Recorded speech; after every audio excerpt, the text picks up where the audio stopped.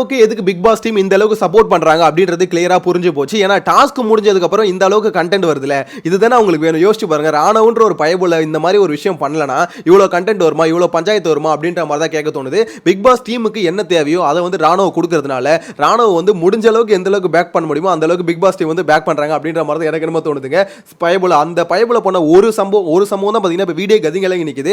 ஆக்சுவலாக பயங்கரமான ஒரு அலையன்ஸ் ஒன்று ஃபார்ம் பண்ணியிருக்காங்க. இவங்க வந்து ஸ்ட்ராட்டஜிக்கலாக அணுகிருக்காங்க. என்னன்னா இப்போ ஆல்ரெடி இதுல வந்து பாயிண்ட்ஸ் டேபிள் வந்து ரொம்ப அதிகமா இருக்காங்கல பாயிண்ட்ல. சோ இந்த பாயிண்ட்ல அதிகமா இருக்கவங்கள முதல்ல நம்ம வெளிய அனுப்பினோம் அப்படின்ற மாதிரி என்ன பண்ணிருக்காங்க. செகண்ட் ரவுண்ட்ல இந்த 5 பேர் சேர்ந்து, அதாவது முத்துக்குமரன், தீபக், விஷால், ராணவ், அருண் இவங்க எல்லாம் சேர்ந்து என்ன பண்ணிருக்காங்க, ஒரு டீம் ஒன்னு ஃபார்ம் பண்ணிருக்காங்க. டீம் ஃபார்ம் பண்ணி ஆப்போசிட்ல இருக்க அந்த 5 பேரை காலி பண்ணிடலாம் அப்படின்ற மாதிரி ஃபார்ம் பண்ணிருக்காங்க.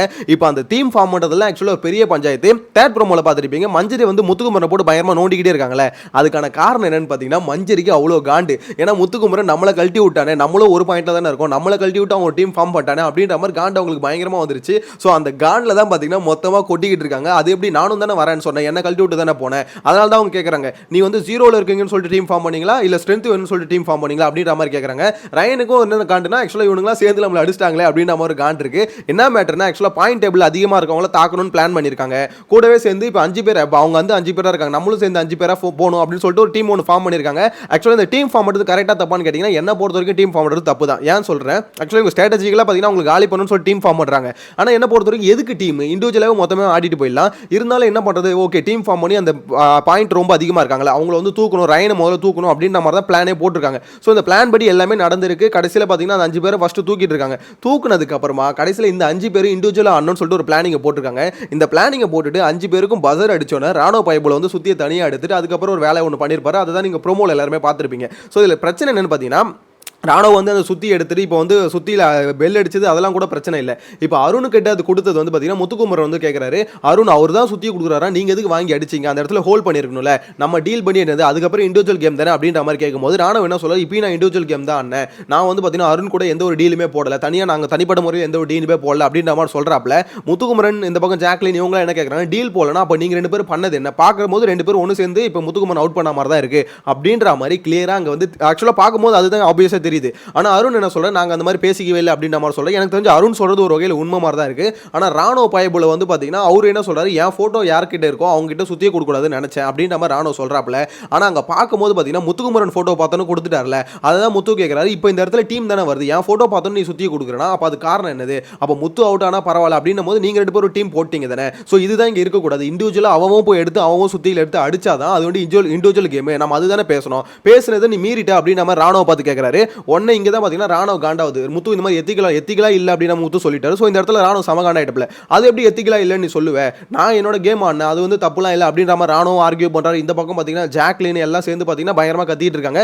அதாவது எப்படின்னா இப்போ அந்த 5 பேர் சேர்ந்து ஆப்போசிட்ல இருக்க அந்த 5 பேர் காலி பண்ணாங்களே, காலி பண்ணதுக்கு அப்புறம் முத்துவை காலி பண்ணதுக்கு அப்புறம் இந்த பக்கம் மஞ்சரி ஜாக்லின் எல்லாம் பயங்கரமா கைத்தட்டி பயங்கரமா கூச்சல் போடுறாங்க. ஏன் தெரியுமா, அதாவது எங்களுக்கு ஒரு விஷயம் பண்ணல, அது உனக்கே நடக்குது வாடா அப்படின்ற மாதிரி பாத்தீங்கன்னா பயங்கரமா கூச்சல் போட்டுட்டு இருந்தாங்க. கடைசியில யாரு கத்தி இருந்தாங்களோ அவங்க தான் பாத்தீங்கன்னா ஒரு மாதிரி எப்படி சொல்றது, இவங்க பண்ணது ரொம்பவே தப்பு, இப்போ நீங்க ஒரு டீம் ஃபார்ம் பண்ணி ஒரு விஷயம் பண்றீங்க ஓகேங்களா, அதுலேயே உங்களுக்கு உடன்பாடு இல்லை, அது ரொம்பவே தப்பான விஷயம். அப்படி இருந்தாலுமே அந்த டீமுக்குள்ள இருக்க ஒருத்தனை மட்டும் இப்போ எல்லாம் இண்டிவிஜுவல் கேம் ஆடலான்னு முடிவு பண்ணதுக்கப்புறம் அந்த டீமுக்குள்ள இருக்க ஒருத்தனை டீம் சேர்ந்து நீங்க டீமா சேர்ந்து அருணும் ராணுவும் சேர்ந்து காலி பண்ணிட்டீங்க அப்படின்ற மாதிரி தான் மொத்த பேர் பேசிட்டு இருந்தாங்க.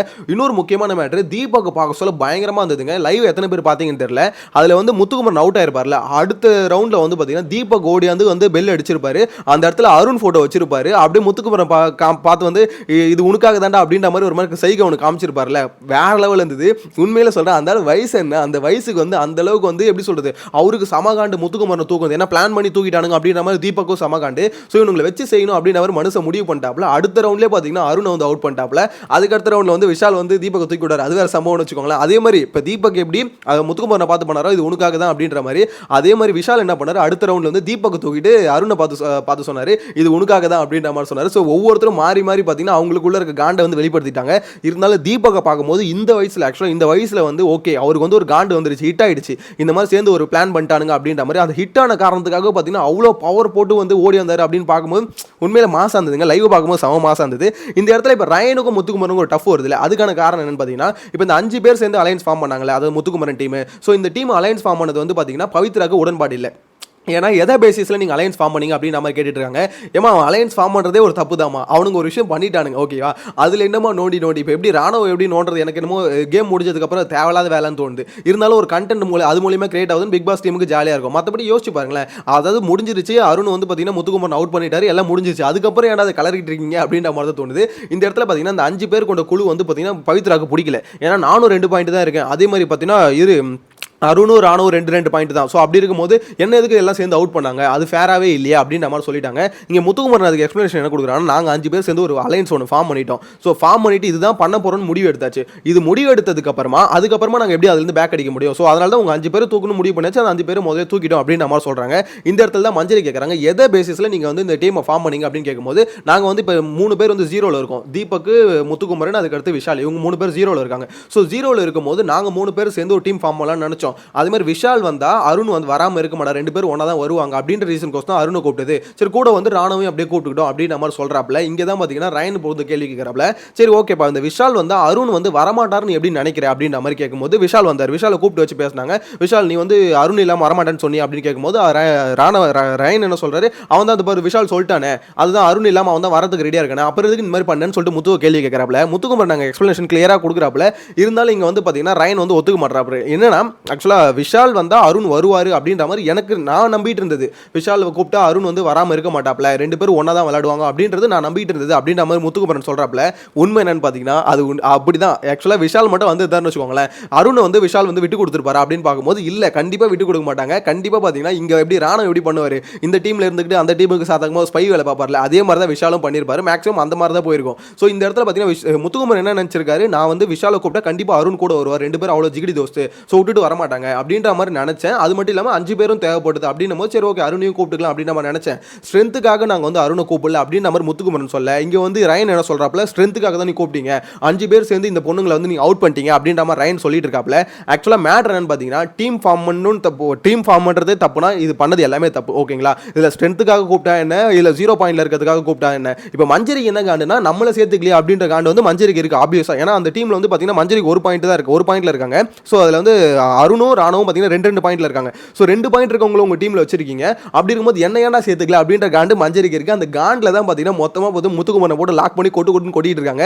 நான் தான் சொல்றேன், முத்துக்குமரன் எனக்கு தெரிஞ்சு பெரிய ரிஸ்க்கை யார் தெரியுமா இருக்க போறா, ஒன்னு மஞ்சரி, இன்னொன்று ஜாக்லின். ஏன்னா இவங்க 2 பேரும் பார்த்தீங்கன்னா பக்கத்திலே இருக்காங்க. டைம் கிடைக்கும் போது பார்த்தீங்கன்னா எகிரி பொலன்னு பொழுதுறாங்க. அதுவும் மஞ்சரி வந்து பார்த்தீங்கன்னா எப்படி சொல்றது, அவங்களுக்கு ஒரு விஷயம் ஹிட் ஆயிடுச்சுன்னு வச்சுக்கோங்களேன், அவ்வளோதான் அந்த இடத்துல பார்த்தீங்கன்னா வச்சு செதுக்கி விட்டுருவாங்க. கூட அதாவது சொல்லுவாங்க ஆப்போசிட்ல இருக்க அருண் இவங்கள மாதிரி ஆளை கூட ஃபேஸ் பண்ணிடலாம். ஏன்னா அவனுக்கு வந்து பார்த்தீங்கன்னா ஆப்போசிட்ல இருக்க எதிரி இந்த பக்கத்திலே இருக்காங்க பார்த்தீங்களா, இவங்கள தான் பார்த்தீங்கன்னா நம்ம எப்படி சொல்றது சான்ஸ் கிடைக்கிற வரைக்கும் வெயிட் பண்ணிட்டே இருப்பாங்க.